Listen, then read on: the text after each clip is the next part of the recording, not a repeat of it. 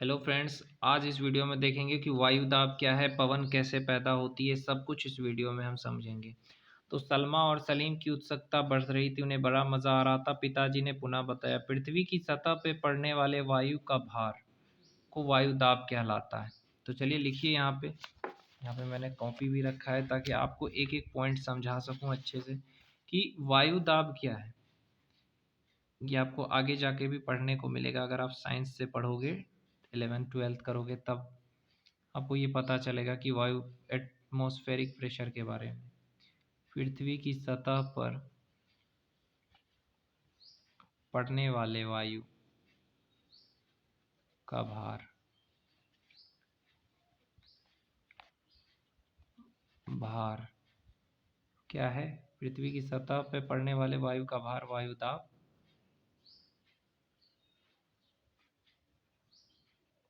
Atmospheric pressure कहलाता है।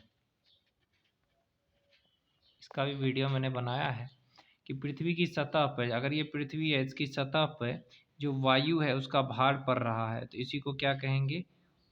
Atmospheric pressure, वायु दाब। ऊंचाई की ओर जाने पे वायु दाब घटता है और वही समुद्र तल पर वायु दाब सर्वाधिक होता है। अगर समुद्र के तल पे जाओगे तो सर्वाधिक होता है वायु दाब, चूंकि पृथ्वी पे हर जगह वायु दाब एक जैसा नहीं होता है, जिससे विभिन्न दाब क्षेत्र बनते हैं और वायु दाब के अंतर के कारण ही पवन उत्पन्न होती है और निश्चित दिशा में चलती है। जो एटमॉस्फेरिक प्रेशर है उसके बीच जो डिफरेंस होता है, कहीं ज़्यादा या कहीं कम होता है, उसी से पवन उत्पन्न होती है और निश्चित दिशा में चलती है। अधिक तापमान वाले क्षेत्रों में हवा गर्म होकर ऊपर उठती है, जिससे निम्न वायुदाब का एक क्षेत्र बन जाता है। जहाँ पे अधिक तापमान है वहाँ पे हवा गर्म होकर ऊपर चली जाती है और फिर नीचे में क्या है, लो प्रेशर बनता है। तो वायु हमेशा अधिक वायु वाले क्षेत्र से कम वायुदाब वाले क्षेत्र की ओर चलती है, ज़्यादा से कम की ओर चलेगा। और वायु की गति वायु दाब में अंतर से निर्धारित होती है। निम्न दाब बादल युक्त आकाश एवं नम मौसम बनाता है। निम्न दाब जो होता है, लो प्रेशर, वो बादल युक्त आकाश एवं नम मौसम बनाता है और कम तापमान वाले क्षेत्रों में वायु ठंडी होती है, जो सघन होकर उच्च दाब का क्षेत्र बनाती है, क्योंकि इसके प्रभाव से पवनें बाहर की ओर चलती हैं, जिसके कारण आकाश साफ नज़र आता है। आकाश साफ क्यों नज़र आता है, ये क्वेश्चन बन सकता है। तो उसका आंसर ये होगा, जैसे कि निम्न दाब बादल युक्त आकाश एवं नम मौसम बनाता है। तो यहाँ पे मैं आपको समझा के बता रहा हूँ। जैसे यहाँ पे निम्न दाब है, कम दाब है, तो ये क्या करेगा, बादल, ये बादल है, बादल युक्त आकाश और नमी। अगर निम्न प्रेशर है तो वो कैसा मौसम बनाएगा, बादल युक्त बनाएगा। अगर लो प्रेशर होगा, समझ में आया। और जहाँ पे कम तापमान होगा, ये याद रखना, जहाँ पे कम तापमान होगा उस क्षेत्र की वायु क्या होगी, ठंडी होगी। जहाँ पे कम तापमान है वहाँ पे वायु ठंडी होगी, जो सघन होकर के ठंडी होगी, जो सघन होकर के कहाँ जाएगी, उच्च दाब में जाएगी, निम्न दाब से उच्च दाब में जाएगी। कम तापमान वाला क्षेत्र में वायु दाब जो है वो सघन होकर के उच्च दाब में जाएगी, जिसके प्रभाव से पवन बाहर की ओर चलेगी। जो पवन है वो बाहर की ओर चलने लगेगी। ये जो पवन है उससे क्या होगा, आकाश साफ हो जाएगा। आकाश इसीलिए साफ हो जाएगा क्योंकि देखो, जहाँ पे लो प्रेशर से हाई प्रेशर की तरफ जाएगा, लो प्रेशर है वहाँ से हाई प्रेशर की ओर जब जाएगा हवा, तो हवा बाहर की तरफ जाएगा, जिससे क्या होगा कि आकाश पूरा साफ रहता है। जैसे नीचे लो प्रेशर है तो हो जाएगा ऊपर आकाश की तरफ, हाई प्रेशर की तरफ, निम्न दाब से उच्च दाब की तरफ, तो पूरा आकाश को साफ करके रखेगा। लेकिन अगर निम्न दाब रहेगा तो क्या होगा, बादल युक्त मौसम रहेगा। तो पवन पवन क्या है ये देखते हैं। जब वायु चलता है तो हम इसे महसूस करते हैं। गतिशील क्षैतिज वायु को पवन कहते हैं। जाड़े के दिनों में नवंबर दिसंबर में काफ़ी ठंडी पवनें चलती है, जबकि मई जून में तो शरीर को जला देने वाली गर्म पवनें चलती हैं। तो चलिए पवन के बारे में समझते हैं कि पवन कितने तरह के हैं और कौन कौन से हैं। पवन 3 प्रकार के होते हैं। तीन प्रकार के होते हैं। कौन कौन से होते हैं? एक होता है आपका स्थायी पवन।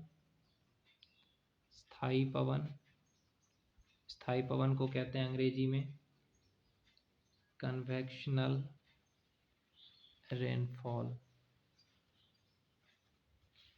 दूसरा होता है आपका मौसमी पवन, इसको कहते हैं ओरोग्राफिक रेनफॉल। और तीसरा होता है आपका स्थानीय पवन, इसको कहते हैं साइक्लोनिक रेनफॉल। तो पवन कितनी तरह के होते हैं? एक तो कन्वेक्शनल रेनफॉल, ओरोग्राफिक और साइक्लोनिक। कन्वेक्शनल, ओरोग्राफिक और साइक्लोनिक। कन्वेक्शनल, ओरोग्राफिक और साइक्लोनिक तीन तरह के पवने हैं। ये जो कन्वेक्शनल है, स्थायी पवन है, कन्वेक्शनल ये पवन जो हमेशा एक निश्चित दिशा में चलती है, ये पवनें पृथ्वी का घूर्णन गति के कारण उत्पन्न होती है और ये अधिक दाब पेटियों से कम दाब पेटियों की ओर चलती है। पछुआ और पूर्वी पवनें स्थायी पवनें हैं। पछुआ हवा जिसको कहते हैं हम लोग बिहारी भाषा में, उसको कहते हैं अंग्रेजी में कन्वेक्शनल रेनफॉल। ये चीज़ याद रखना, उसको पछुआ हवा कहते हैं स्थानीय पवन को। और आती है मौसमी पवनें और ओरोग्राफिक रेनफॉल।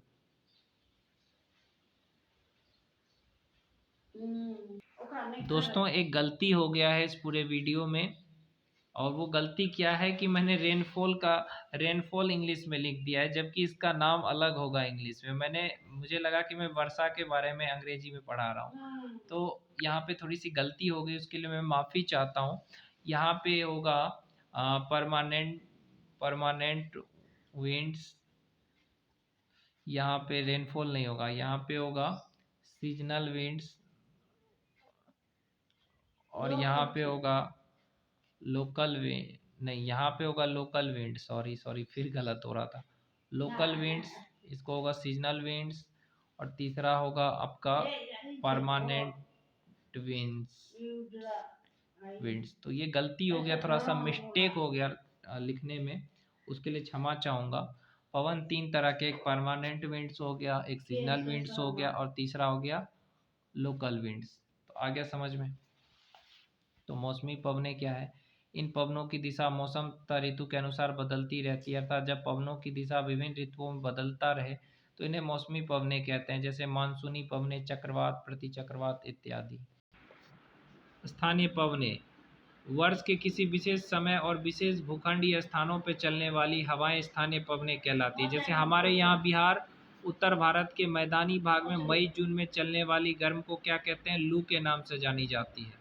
स्थलीय समीर एवं समुद्री समीर, जब हवा स्थल से समुद्र की ओर चलती है तो इसे स्थलीय समीर कहते हैं, और ये सदा रात में चलती है। मतलब हवा स्थल से समुद्र की ओर चलते हैं, और जब हवा समुद्र से स्थल की ओर चलते हैं, समुद्र से, तो उसे समुद्री समीर कहते हैं। ये सदा दिन में चलती है। रात में क्या होता है? हवा स्थल से समुद्र की ओर चलती है, और दिन में क्या होता है? समुद्र से स्थल की ओर चलती है, उसको समुद्री समीर कहते हैं।